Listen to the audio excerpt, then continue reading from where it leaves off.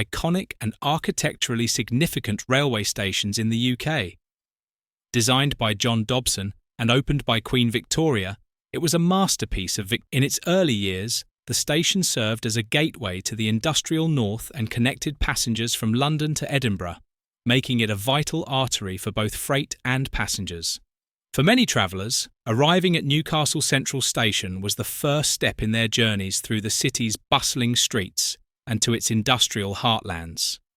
But, like many of the UK's grand stations, Newcastle Central faced challenges as the station's once grand appearance had begun to fade.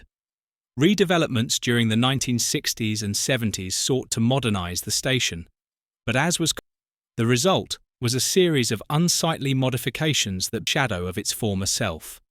The grandeur of the original design was obscured by practical but aesthetically bland additions, and the once vibrant